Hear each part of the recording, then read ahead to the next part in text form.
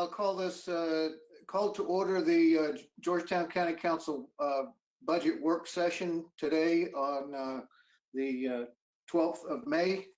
And I think the single agenda item is the fiscal 21 annual budget discussion. So turn it over to Ms. Administrator. Good afternoon. I want to take just a few minutes to review the current budget and the budget presentation that's been prepared for staff.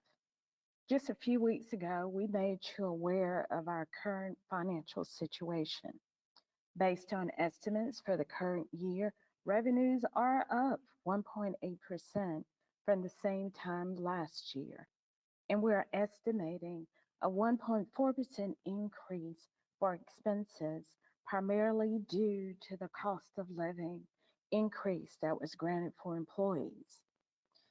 We also recorded a 48% decrease in building permits for the month of April. We are cautiously optimistic that we will end the year in a positive manner, but there will be no extra monies to spare. As we enter the FY21 budget process, we divided the budget workshop in 2 phases. This session will be smaller, minor funds, and we will have the major funds, that's general fund and law enforcement fund, at the next session. Overall, we have prepared the budget expecting revenues will be down next fiscal year. In the event we do have a complete shutdown, we will have to make significant changes, including considering a reduction in force. And with that kind of basic intro, I will turn it over to our Director for Finance for the presentation.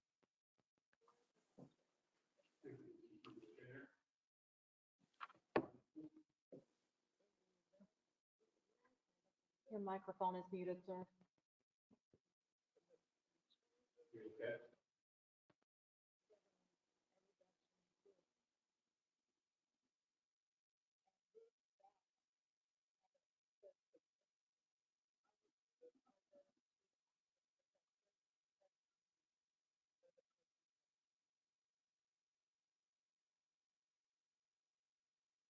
We good? Okay, thank you. Council members, I'm here to share the projected budget for FY21 with you. We are presenting it a little bit different given we are in different circumstances. And so today we're going to start out with the budget summary of some of the smaller funds and then even the smaller funds in summary. Next slide, please. So here we have the funds beginning with county fire, midway, and so on down the line. And as you will see with county fire, we have revenues that equal expenditures. We use no fund balance, which is good in itself. However, we project to use fund balance this year and may even bring it to 0. Midway fire, similar scenario where we use 0 fund balance, meaning it's a budget balanced budget, excuse me, and no change in the fund balance. So they're in relatively good situation. Environmental services, which includes landfill collections, mosquito control, the methane gas facility. We have revenues of $8,075,000 versus expenditures of $8,103,000. In this case, we use $28,000 in fund balance. So that is a decrease. And I can come back to this later as we talk more specifically to environmental services. Not all funds are created equal when it comes to fund balance. We have funds such as environmental services and stormwater that are capital intensive. So they are sort of a savings account. They build up fund balance so that they can afford to expand on the landfill cell, to accept more trash, to accumulate funds to perform drainage projects and stormwater. So it's normal to use some fund balance to balance their budget, as long as it's calculated fund balance usage. So moving on to stormwater, we have revenues of $1,575,000 versus expenditures of $2,155,000, and using $580,000 of fund balance. Most of that fund balance usage is due to capital drainage projects that we plan to complete. Moving on to the debt service for capital leases, this is a new millage put in place in 2019. We have a balanced budget, no change in the fund balance. Moving on, debt service for the bonds, that's the general obligation bonds. We have revenue of $5,482,000 versus expenditures of $6,360,000, using fund balance of $878,000. So that's a decrease in fund balance. Just like the capital intensive funds of environmental services and stormwater, that's a savings account. So we accumulate funds so that when it comes time to pay principal, we have the money available. So it's natural to a certain extent that we would use some fund balance. It was intended to be there for this purpose. Moving on to Bureau of Aging Services, we have a balanced budget. Excuse me. So no change in fund balance. Economic development, balanced budget, no change in fund balance. Higher education, balanced budget, no change in the fund balance. We have approximately 8 or 9 other funds that are smaller in nature. I put them in this separate line because all the funds we just previously discovered are on tax bills. So these other funds are discretionary accounts for different elected officials such as clerk of court, sheriff. We do have the capital equipment replacement plan in here. That makes up the bulk of this $734,000 fund balance usage. This, again, is a savings plan. We accumulate funds there, and when we get to that future point in time, the piece of equipment we've gotten to the extent of its life. We have planned to use that fund balance to replace it. So it's a planned decrease. Next slide, please. Ed, let me just get a couple of questions here. Sure. You kept referring to the fund balance used. You talking about the reserve fund? Yes, I would say that's synonymous.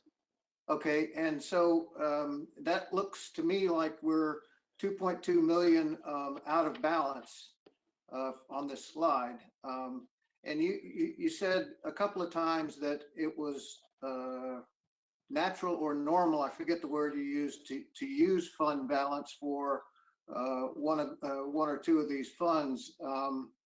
I kind of thought using fund balance is a bad thing, and that we need to pare down the expenditures to try to get it down to zero instead of fund balance used more than zero.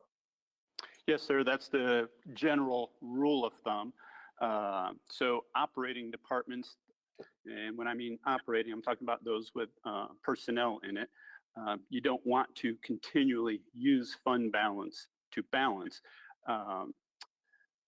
By comparison, the fire departments, they're not as capital intensive as the environmental services fund is. The environmental services funds dig big holes in the ground, and we have contractors coming with heavy equipment.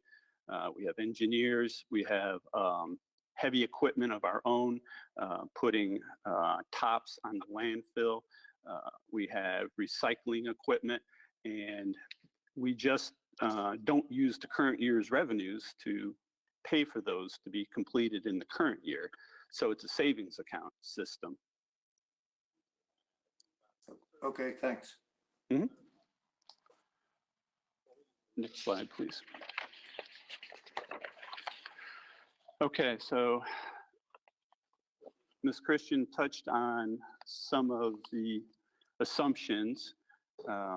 Here are some big known issues that really, it's not just Georgetown County, you hear it wherever you go, but insurance and retirement, it's just an issue year after year. It's expensive to put people to work if you're going to provide them fringe benefits. So if we look at the insurance expense for the moment, we had health insurance projected at $8.1 million. That's a 5.6 increase over 2020. We have fleet insurance of $825,000 for a 17% increase. We have workers' compensation insurance of $1.1 million, a 9% increase. The health insurance plan, as you know, is a self-insured plan. So we are simply paying the claims that are submitted by the health insurance providers of our employees. Fleet insurance and workers' compensation insurance is billed to us by the state. So they kind of just force it upon us. Every year they come up with increases, as does health insurance. We have been meeting with our health insurance consultant on a regular basis over the past couple months, and we are tentatively looking for recommendations from them on just how we can get that under control. Coming full circle from our last meeting, Ms. Johnson had asked me about a comparison to PIBA.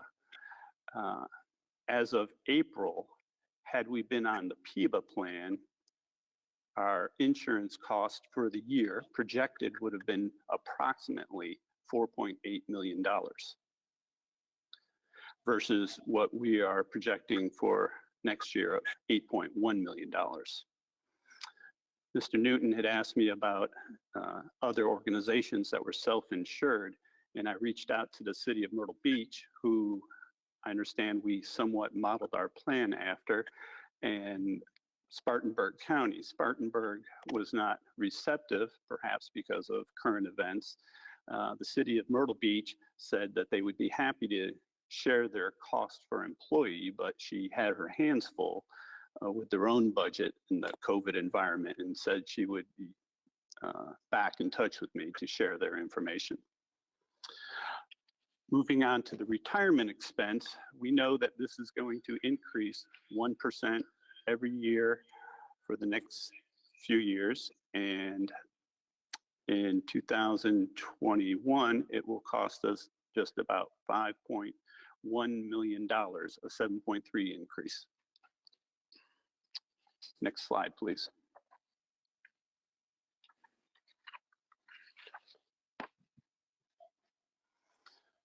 So here we're going to go into some of the specifics of the larger of the funds that we're talking about today.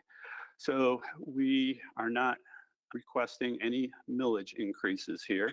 So county fire would remain at 32.1 mils. We have a balanced budget, no excess, no deficit, no fund balance.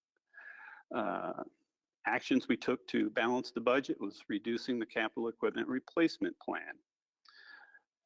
The outcomes is we obviously have a balanced budget, but the problem is reducing funding of the CERP plan, or the capital equipment replacement plan, limits our ability to purchase vehicles and machinery in the future. So we did an analysis earlier today on when would reductions in CERP start putting us into a deficit balance in that plan. So I will tell you, in county fire and Midway, we did reduce the CERP plan in order to make the budget balance. Right now, assuming no other changes in the budget, we would have a deficit balance of approximately $40,000 or $50,000, escapes me at the moment, beginning in the fiscal year 2025. And that's assuming if in those two funds we resume normal funding of them in fiscal year 2022. So that will be something we need to address going forward. Next slide, please. As with county fire, there is no request to increase the millage rate for Midway. The budget is balanced. Revenues cover all the expenditures. We expect they'll have a fund balance of $169,000. Again, we reduced their funding of the CERP plan, not eliminated it, but just reduced it. Again, it has the same effect I just discussed in the year 2025.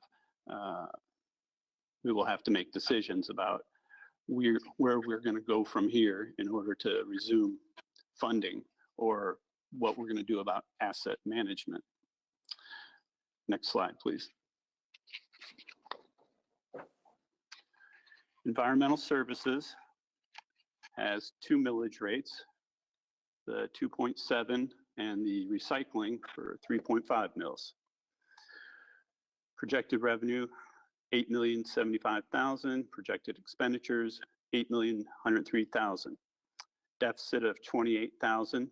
This is where Mr. Thomas was questioning whether we should use fund balance or not. It's intended to accumulate. And as you can see here, the projected fund balance is $9 million. Landfill and its operations buy a lot of heavy equipment, and we have to save for it. We just can't, we just don't have enough in the current year revenues to fund capital purchases in the year that we need them, and just use the current year revenues. We have to actually save for them. So in part,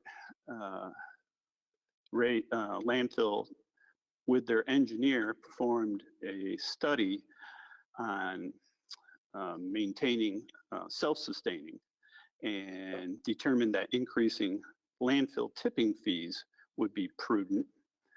And I understand there will be an ordinance for your review regarding the increase of the tipping fees from $35 per ton to $45 per ton. That would generate an increase, assuming that the ordinance were to pass September 1st, that would generate an increase in tipping fees of approximately $377,000. A full year of tipping fees under the new ordinance, if approved, would be $400,000. So the budget is balanced, and a very little bit is used as intended to help fund their capital projects, capital expenditures. Next slide, please. Earlier, I said all these funds have millages on it. Well, I fibbed a little bit. Stormwater actually has a fee, but they're on the tax bill, so I kind of think that they're worth grouping with the other funds that have tax fees on them. So projected revenues, $1,575,000 versus expenditures, $2,155,000. Deficit, or I say deficit, it's a planned usage of fund balance, $580,000. They have a very long list of drainage projects. They initially wanted to budget for $6 million, and we were able to pare that down to $1.5 million to balance both the perception and just be conservative in the environment that we're working in. So their projected fund balance is $7 million, a nice healthy fund balance. Budget is balanced and minimal reserves when you compare against the projected fund balance to fund stormwater drainage projects. Next slide, please. So the big unknown is how long and much will COVID-19 virus impact the economy?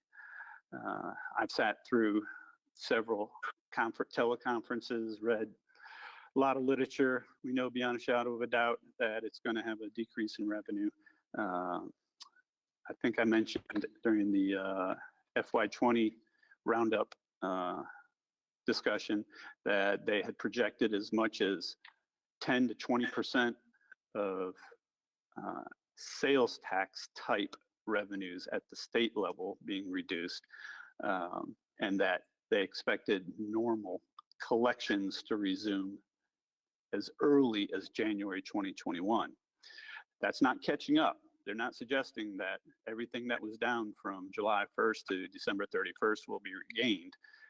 They're suggesting that come January 2021, collections at statewide could be what they were January 2020. Next slide, please. So given the nature of the alternative scheduling, I thought it would be good just to review the remaining budget calendar with you. May 26, 2 weeks from today, we'll have budget work session 2 of 2, covering general fund and law enforcement fund. June 5th, we would have a budget document draft to you so that you had time to read it for the June 9th second reading. June 23rd would be third reading. It would also be the public hearing. With that, I'll take any questions if you have any. Yes, good afternoon. Can you hear me? Yes. All righty. Regarding insurance, that'll be slide 3 regarding workers' compensation. Yes, sir. Premium cost of $1,137,000 and a 9% increase. With workers' compensation, do we have a sliding scale effect? This 9% increase, does it represent employee injuries which add to the increase? Or let's say we have pretty much of zero losses, employee injuries. Does that help reduce our premium expense? So can you explain the 9% increase on insurance, workers' comp insurance premiums? I can in part. They never want to come down. So it is based on our claims. So as employees get hurt, that puts upward pressure on that. But we also share that it's statewide. So if statewide injuries are up, it doesn't matter if we had none, but that would put upward pressure on our premium. It's also based on our payroll. So we project our payroll and we give them that number, and that's part of their formula. So as we have cost of living adjustments that increase our pay, that puts upward pressure on our workers' comp insurance premium as well. Okay. Some of the injuries, we have a backup safety program that we further emphasize safety practice on the job, etc. But as you said, even though we are prudent and we have, let's say, close to a 0% in injuries, we're still impacted by the statewide situation. That's correct. And that would, pardon me, that would be the same if we were in the PIBA health insurance. Okay. It's not simply our experience, it's experience statewide. So I do know that I've seen firsthand the documentation where some of the departments take a very active role. I know the landfill, the fire departments, sheriff, they are very proactive in safety. So I'm certain the departments are not asleep at the wheel. They're taking that very seriously. Thank you, Ed. Thank you. You're welcome.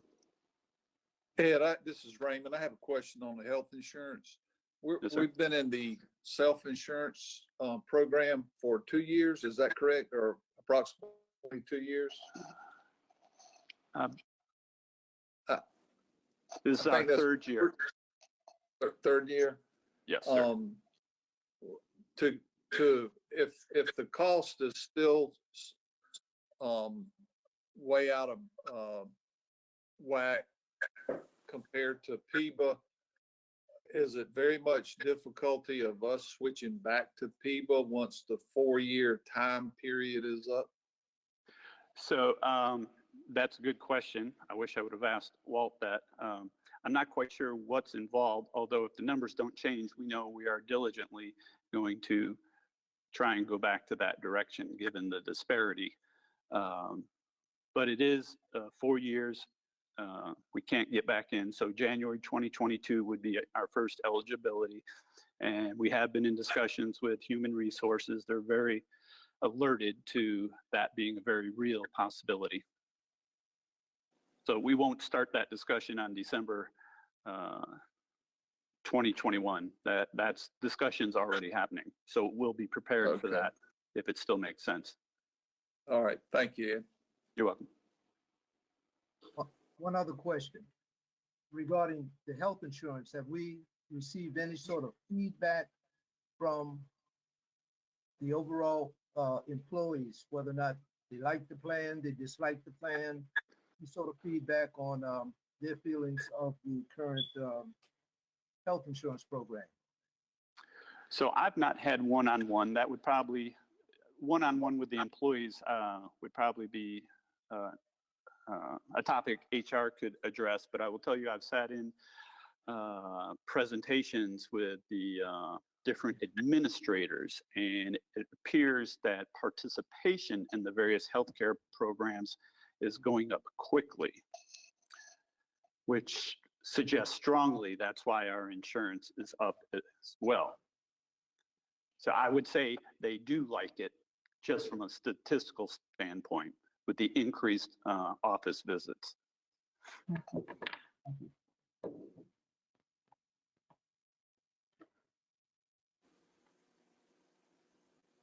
Just to respond a little bit more, we are certainly looking at various changes that we can make to the plan to make it financially more stable and sustainable over the next year, year and a half, until we make other decisions.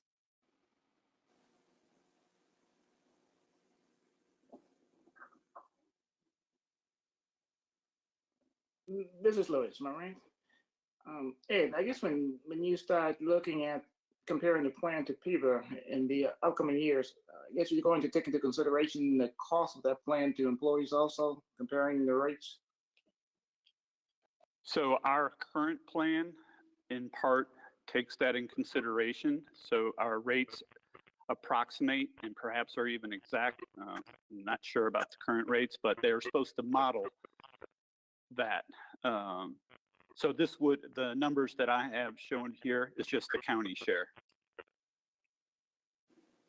And there is no change planned at this time.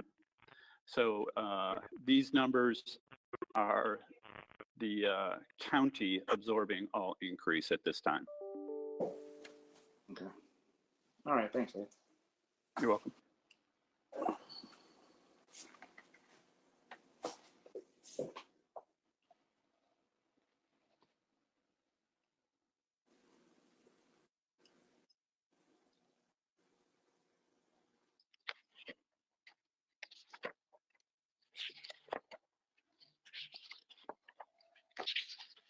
Well, I'll jump in with the assumption that there are no dumb questions. Concerning the reserve fund, I guess a couple of years ago, I understood that we tried to maintain at least $8 million in the reserve fund. But maybe I didn't understand that. Is there a reserve fund associated with each fund, or is it just one reserve fund that supports across the board funds? Because in the last 2 years, we've had to use $1.5 million and $2 million out of the reserve fund to balance the budget. Am I thinking about the same terminology that you're using, reserve fund? I guess, is there one reserve fund or a reserve fund for each fund? So the reserve fund is the fund balance. And the one that we pay most attention to is the general fund, which is the $8 million you referred to. Some years ago, council passed a resolution saying that we were to maintain an $8 million fund balance in the general fund. Right. That's best practice is my understanding. That's right. That's common discussions in the government circles, maintaining a minimal spendable fund balance as a cushion. But it looked like you had a reserve fund associated with each of the funds you talked about. So I gave you the financial software reports, and the reserve fund is just the terminology within the software indicating that we're using fund balance. Okay, thanks. Thanks for my continued education. Quite all right. I do want to, as long as we're talking about other issues, we have discussed the capital equipment replacement plan. There's the capital expenditures beyond that. I mentioned landfill, digging, the hole in the ground. There's dams, there's fencing. Landfill's very capital extensive, so they're easy to speak to. We have done what we can to reduce those expenditures to find smart ways to fix and repair so we can live to fight another day and still minimize how much fund balance we're using. So equipment repairs, building and ground maintenance may increase in the coming year because the various departments have agreed that I think we can fix this rather than buy it new.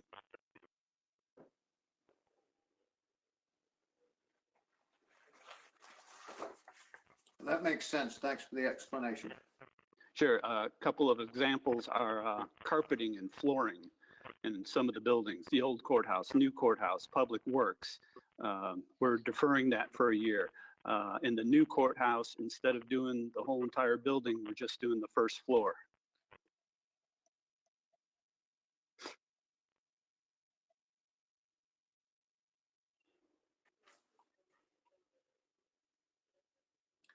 All right. Thank you very much. Are there any other questions from council members?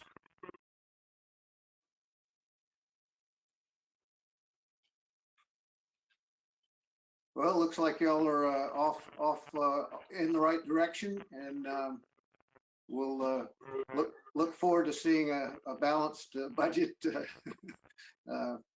in the coming weeks. So. Good job, Ed. Thank you. And Angela, I want to show some appreciation for Angela's great work. She's come in here and hit the ground running, and it looks like really gotten the budget process off to a good start. So thank you, Angela. I appreciate that. Because we are running ahead of schedule, what I'd like to suggest is we take a break, and if you could get back on at 5:20, that would be terrific. That sounds good. 5:20. Is there a motion to adjourn? Make a motion, we adjourn. Is there a second? I second you. I'm sorry, no second required. All in favor of adjourning? Aye. Aye. Okay, we are adjourned. All right, I call to order this Georgetown County Council meeting on May the 12th. Welcome all. First item on the agenda is the invocation and pledge of allegiance. Mr. Charlton, if you would do us the honors, please, sir. All right. Heavenly Father, we come before you this night once again with thanksgiving in our hearts, thanking you, Father God, for the many blessings that you have so richly blessed each of us with. Lord, we thank you for the beauty and the bounty of this great land that we live upon, and ask that you would keep your hand of mercy and grace upon it. And Lord, we pray for our men and women that's in harm's way this night, that you would keep your hand upon them and be with them as well. And now as this council prepares itself for the business at hand this night, we ask for your wisdom and your guidance, Lord, that we would be good stewards over all these things that are entrusted in our care. And all these things, the people said, amen. I put your right hand over your heart, and I'll go ahead and do the pledge, John. I pledge allegiance Pledge allegiance to the flag of the United States of America, and to the republic, the republic for which it stands, one nation, under God, indivisible, with liberty and justice for all. Thank you. All right, thank you. Next item on the agenda is the approval of the agenda. There are no recommended changes from the published agenda. Is there a motion to approve? Mr. Chairman, I move we would approve that as written. Motion by Mr. Charlton. Is there a second? Second. Second. Second, all in favor, say aye. Aye. Okay, the agenda is approved. We are suspending public comment because we're virtual. I believe our next council meeting will be in person, and we'll have public comment at that time. Next is the approval of minutes from 3 previous council sessions. I'll ask for a motion to approve all 3 at once. The emergency council session from March 27th, emergency council session from April 21st, and the regular council session minutes from April the 28th. There a motion to approve? Mr. Chairman, I move we approve those. Motion by Mr. Charlton. Is there a second? Second. Second by Mr. Goggins. All in favor, say aye. Aye. Aye. Okay. The minutes from previous council sessions are approved. And by virtue of approving the agenda, the items on the consent agenda are approved. That includes ordinance number 20-17 to rezone 1.86 acre parcel located at the southeast corner of Walker Road and Willie Road. RFP number 20-019, Forest Management Consulting Services contract awarded to American Forest Management, Inc. Procurement 19-110, Sandy Island Bulkhead Project Change Order 1. That's to approve some railing and other items that are going into that project. And RFP 19-115, GIS-centric asset management system to award a contract to Beehive Industries LLC for a GIS asset management system. Next, we move on to resolutions and proclamations. First is proclamation number 20-9, and that is to proclaim National Emergency Medical Services Week in Georgetown County. Georgetown County is thankful for all emergency medical services personnel. They work 24 hours a day, 7 days a week to provide life-saving care. And we're especially thankful to our medical services personnel, some of who are logged in today, who've worked on the front lines throughout our current unprecedented medical pandemic. I'll quickly read the proclamation, and then we'll have council approve it. And we may have some comments from Chief Reed or Chief Nugent or Chief Haney. This is to designate the week of May 17th through 23rd as Emergency Medical Services Week, whereas emergency medical services is a vital public service, and whereas the members of emergency medical services teams are ready to provide life-saving care to those in need 24 hours a day, 7 days a week, and whereas access to quality emergency care dramatically improves the survival and recovery rate of those who experience sudden illness or injury, and whereas the emergency medical services system consists of emergency physicians, emergency nurses, emergency medical technicians, paramedics, firefighters, educators, administrators, and others. And whereas the members of emergency medical services teams, whether career or volunteer, engage in thousands of hours of specialized training and continued education to enhance their life-saving skills. And whereas it is appropriate to recognize the value and accomplishments of emergency medical services providers by designated Emergency Medical Services Week, and whereas the Georgetown County Council and the Emergency Medical Services of Georgetown County are reaching out to citizens of Georgetown County to recognize emergency medical services workers for their selfless dedication to providing care to the sick and injured. Whereas the theme for EMS Week shall be EMS Strong, Ready Today, Preparing for Tomorrow. Now therefore be it resolved that the Georgetown County Council, along with the Emergency Medical Services of Georgetown County, proclaim the week of May 17th through 23rd as Emergency Medical Services Week. So we really appreciate the folks from Georgetown Fire, Midway, and Merle's Inlet Garden City Fire District being with us. If any of y'all care to say a few words? Well, we thank you very much. I believe that Chief Nugent did want to say a few words. I think it might just be taking a second for them to get organized. Great. Unmuted. Good afternoon, Chairman, members of the board, Ms. Christian. Appreciate you recognizing all the EMS providers and first responders from Midway Fire Rescue, where I'm standing there in Station 81. We've got our partners to one side with Merle's Inlet Garden City Fire Rescue with us, and we got Georgetown County Fire the other. We thank you for the support of us. All year long, these last few months have been sort of a challenge.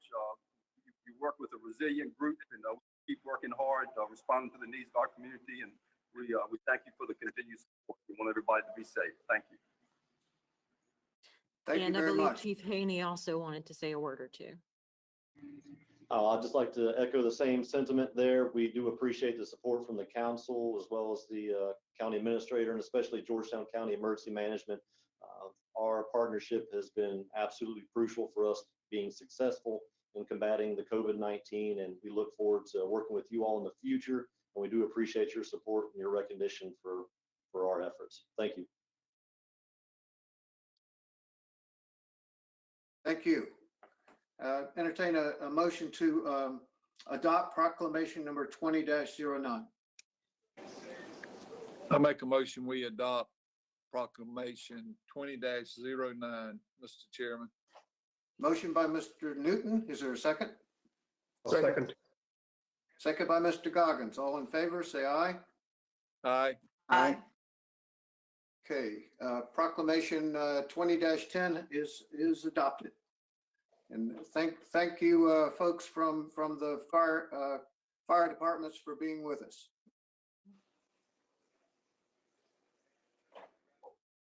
Now move on to resolution number 20-11 to support a submission of an application to the South Carolina Department of Transportation seeking federal and/or state funding to assist in providing community and/or human transportation services. Oh, I'm sorry. I jumped. Next is Proclamation number 20-10, proclaiming May 2020 as Mental Health Awareness Month in Georgetown County. This year, the Mental Health Awareness Month coincides with one of the most complex and challenging times in recent history. Georgetown County seeks to empower those affected by mental distress to seek appropriate care and also to recognize and thank our behavioral health heroes serving to keep the promise of recovery, healing, and renewal alive for all of us. I will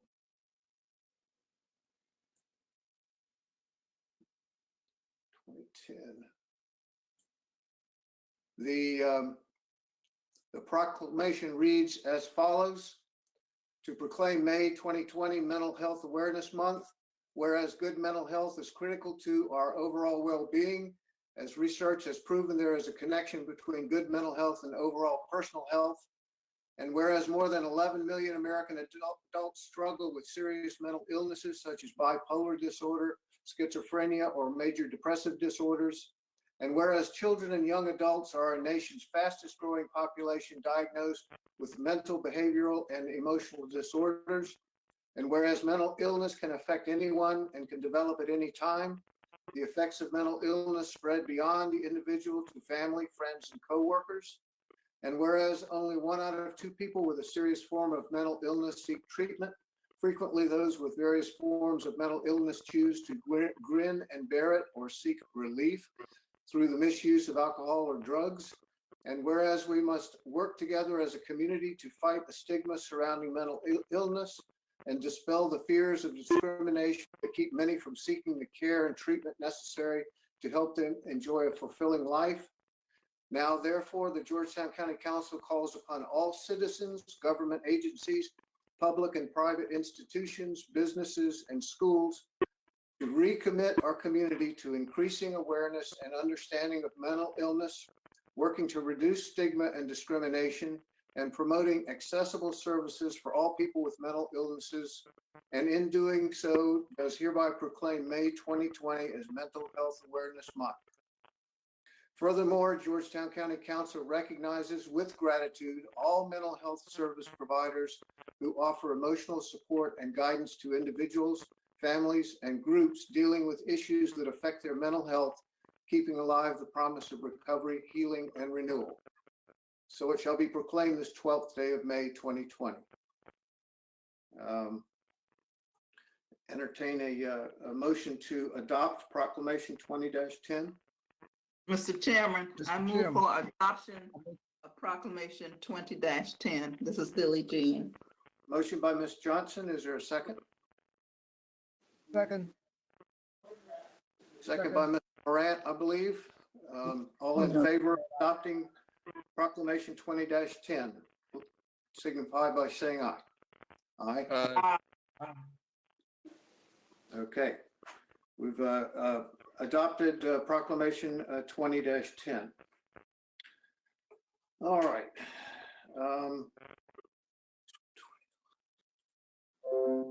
Resolution 20-11.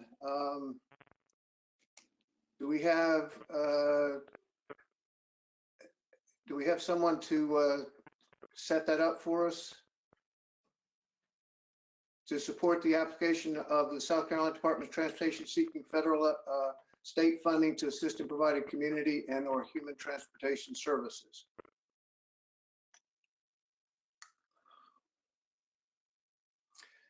This supports the submission of an application on behalf of Georgetown County to the South Carolina DOT of an application seeking federal and or state funding to assist in providing community and human transportation services pertaining to Sandy Island. If the application is approved, adoption of the proposed resolution resolves that Georgetown County will provide the required match for the capital operations and administrative charges, necessary insurance coverage as required under the agreement, and all necessary local match for operating losses. Staff recommends adopting resolution number 20-11. Is there any comments from council members? If not, I'll entertain a motion to adopt resolution 20-11. Mr. Chairman, I move that we adopt resolution number 20-11. This is Louis Moran. Motion by Mr. Morant. Is there a second? I'll I second. second Billie Jean. Second by multiple council members. All in favor signify by saying aye. Aye. Any opposed? Resolution 20-11 is hereby adopted.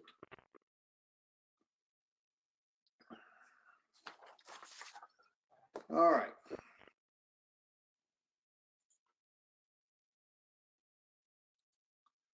Resolution number 20-12, capital project sales tax process.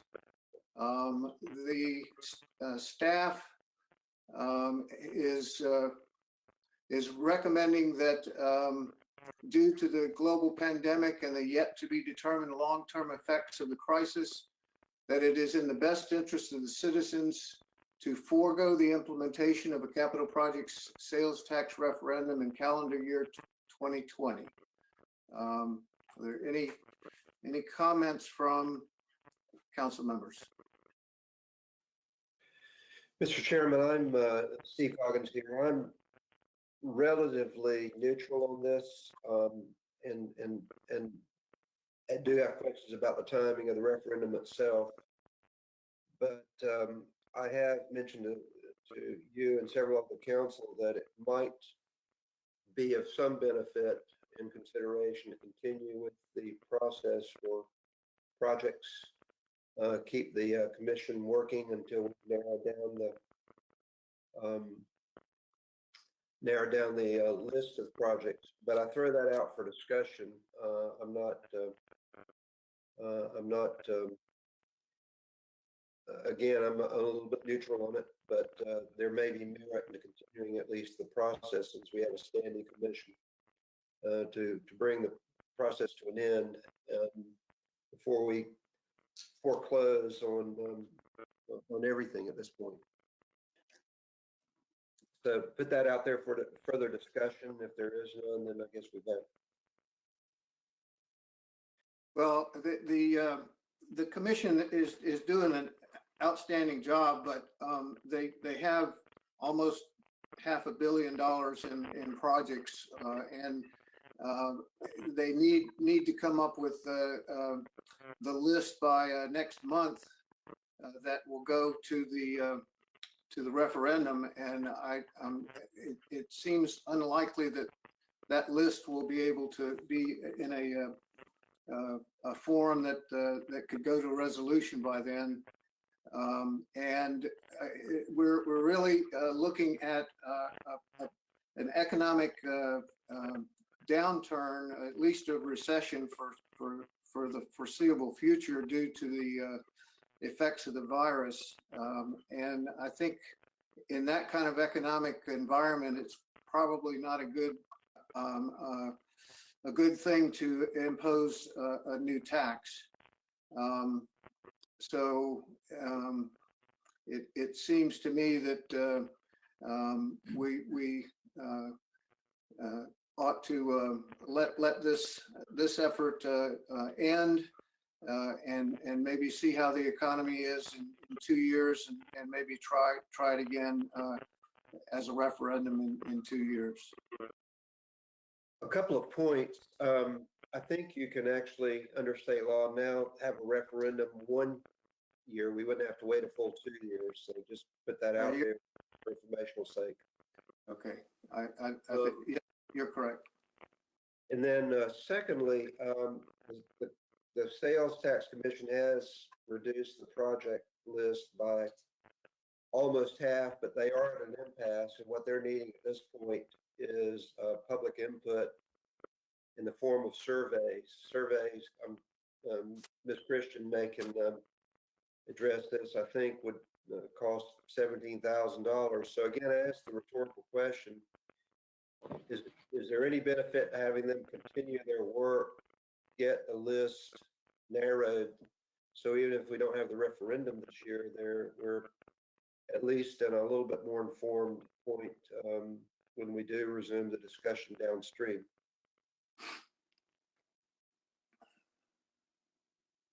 This is Angela Christian. Just to give you an update on the survey, we have put a survey out there. It's a Survey Monkey type instrument that we're using at this time. It's certainly not as scientific as the more expensive survey that we were looking at from the committee. And there certainly was some discussion about that, because it was about 300 folks and about $14,000–15,000. But there is a simpler instrument, I guess you could say, that is currently available that we have posted for folks to give us some feedback. Okay. Mr. Chairman, this is Louis Morant. Hello. Considering the work that the committee has already done, they've done a tremendous job there. They've completed some tumultuous tasks, basically. And I'm somewhat concerned about the duplication of services. If we were to postpone it at this particular point in time and come back in the future, it seems to me that they're going to be duplicating their services if we allow them to continue at this point. So if we're going to discontinue this referendum at this point, then it may be feasible to just terminate the entire thing without having them to go on, because we don't know what the economy is going to look like in the future. And we still will have to do a survey of the population, and we may be able to have more in-person town meetings to get a good grip as to what the public really want to support. So I'm thinking, I'm kind of concurring with you, Mr. Chairman, really, that we probably should just terminate at this point entirely and just have them start anew, whereas we can have more community meetings maybe to actually know what the feel of the public will actually be like at that particular point in time with their different economic conditions. Thank you, Mr. Morant. Any other comments from council members? I think, Chairman, if the Chairman, school is not if the survey is not followed up on, that's done by Coastal, then I do think we need to terminate the work of the committee. Survey Monkey, with all due respect, I think is going to give us is not going to give us a Carolina, granular look at this. can you hear me? Mr. Carolina, go ahead.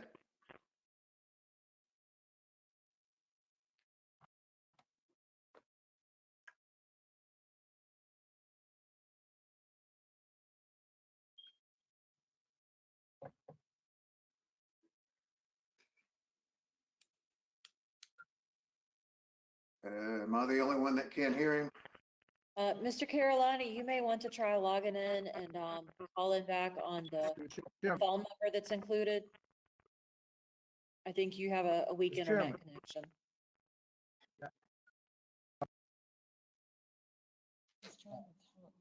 Mr. Carolina, I'm sorry, we can't hear you. All right. Okay. Well, we can hear Can you you hear me now. now? Try again. Yes.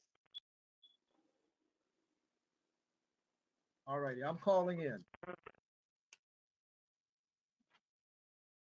All right. With the comments by colleagues, again, we're talking initially about survey. We're talking about economic and pandemic condition, the number of projects. If we par down compared to our first experience with the sales tax, we had about 8 projects that brought in $48 million. If we're going to go 8 years, we're looking at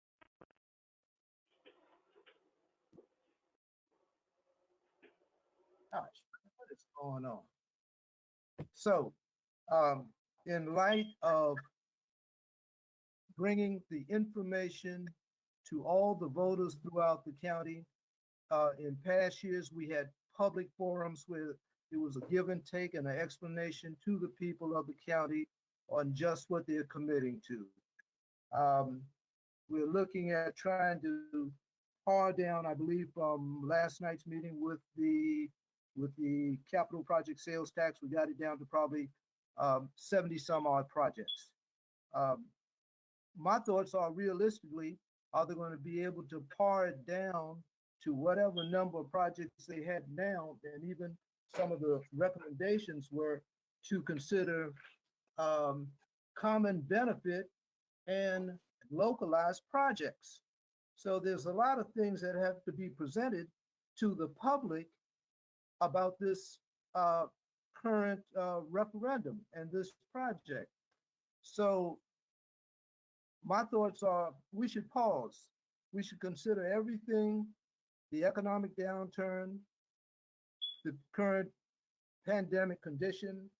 Can we realistically get the word out to the voters of what this is and get their approval? It's the most important thing, getting their approval of the projects that are presented by the commission. So I would opt to, number one, we consider to either suspend it, keep the commission engaged in considering in 1 year or 2 years to come back and present the plan. But the serious thought needs to be given to this process. This is Lily Jean, a question. If we keep that commission engaged, can we legally do that without following through with a referendum in November? Can anyone answer that question? Ms. Johnson, this is Wes Bryant. If I understand your question, what would happen next is the commission would bring the referendum question with the list of their suggested projects to you, and then you would either vote that up or down. If you vote it down, then the matter's over. If you vote it up, then it would move on to the referendum phase in November. So it all hinges on your vote, which would have to happen before mid-August. The commission has done a lot of work because they started out with more than 120 some projects, or more than that. And they're to be commended, knowing the large task they had in front of them. And they didn't complain. They accepted assignments and they worked on them as best they could.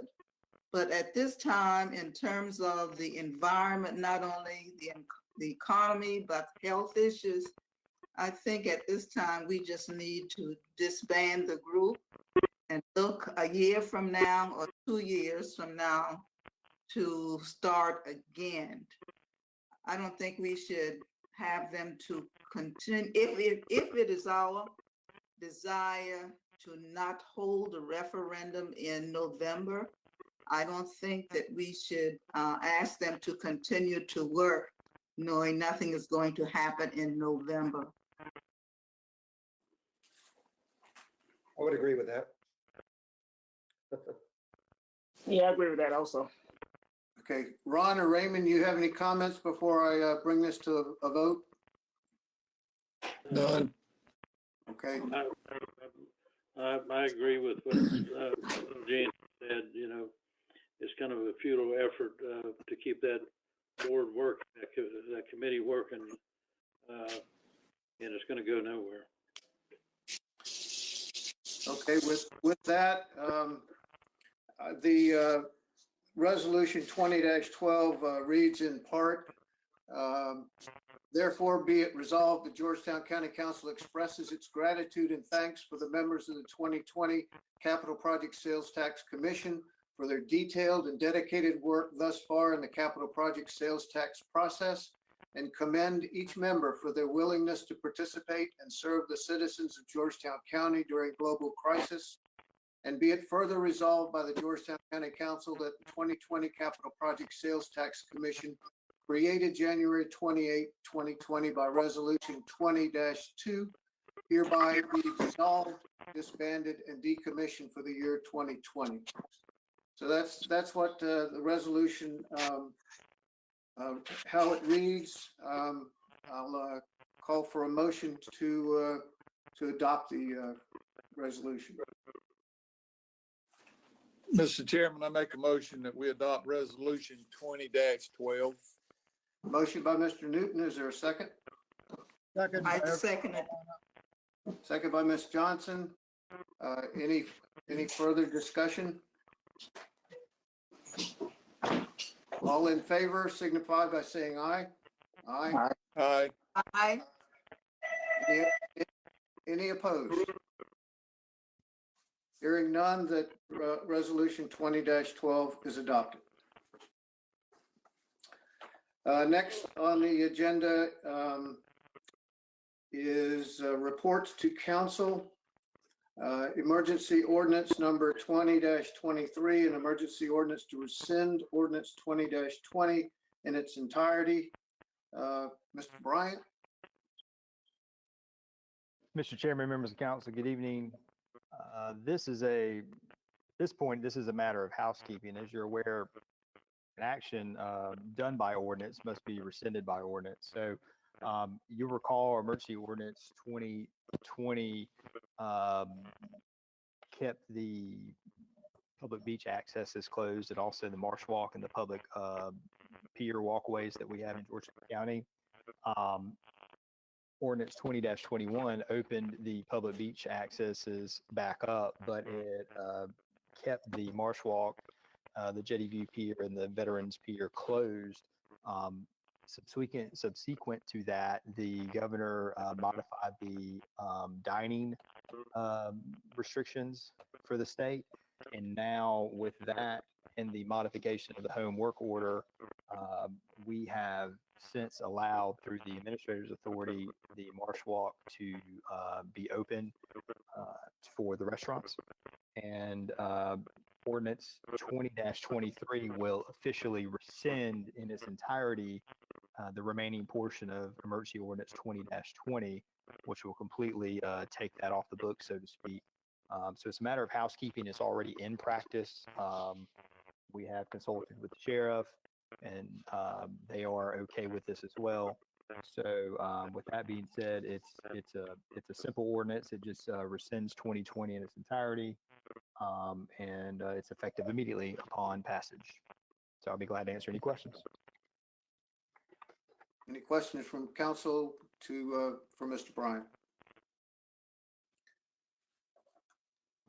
In that case, entertain a motion to adopt emergency ordinance 20-23.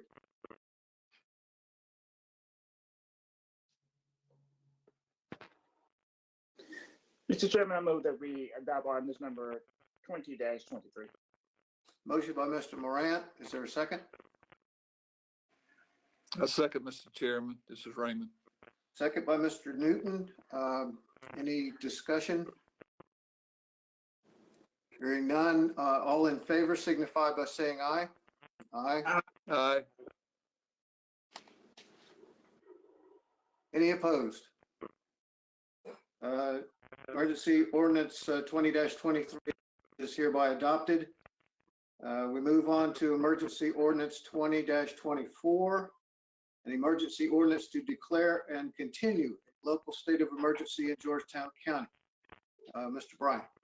Mr. Chairman, members of council, this ordinance, as it in its current form, is intended to open up the discussion amongst you for the continuation of a state of emergency in Georgetown County. I will briefly kind of go over the main points, and then would like to kind of open the floor for y'all to discuss and add or subtract from what's written here. But basically, it mimics the emergency ordinance, the declaration of a state of emergency from almost 2 months ago. There are a few differences, but as you're aware, that state of emergency ends May 15th. So in order for the county to continue in its modified capacity and slowly open back up to the public, which is starting next week, we are proposing the following points: that the administrator still allow and authorize employees to work remotely when their job duties permit that. It also allows for virtual meetings for our boards and commissions. This meeting, for example, planning commission, zoning, those sorts of things. It also provides for electronic executive sessions.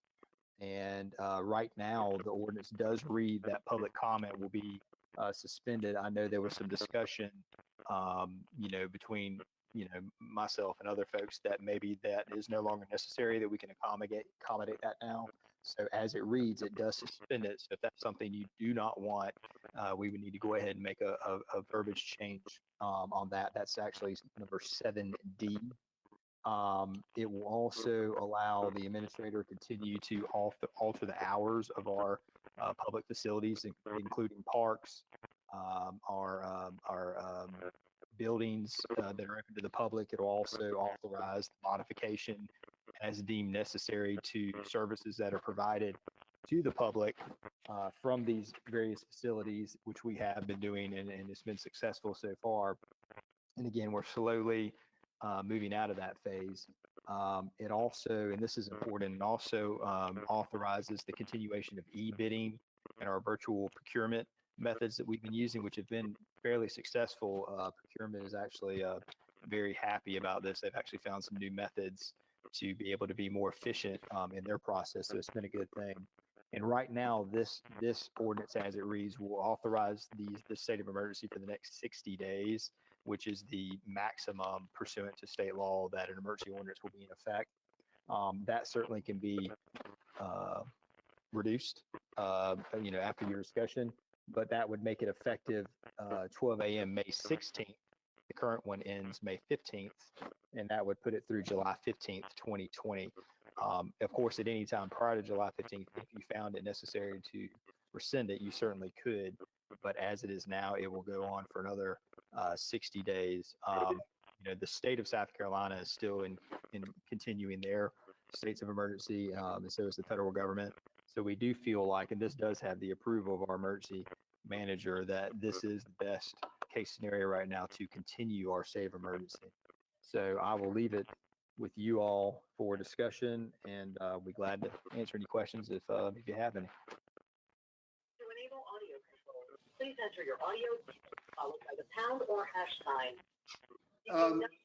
Ms. Administrator, the current plan is to have in-person council meetings starting at the next one in Winnie Auditorium. Is that the plan? Yes, sir, but we were trying to do it at Howard Auditorium. Okay, Howard, yeah. Yes, So we could take out paragraph 7D, and would that, Mr. Bryant, would that allow us to continue council meetings in person next time? Yes. So what that will do, that will simply, it will not address public comment at all. So that means public comment will be back on in whatever form at the next meeting and the meetings after that from here on. Correct. Well, I suggest we approve this with the deletion of paragraph 7D. Comment from council members?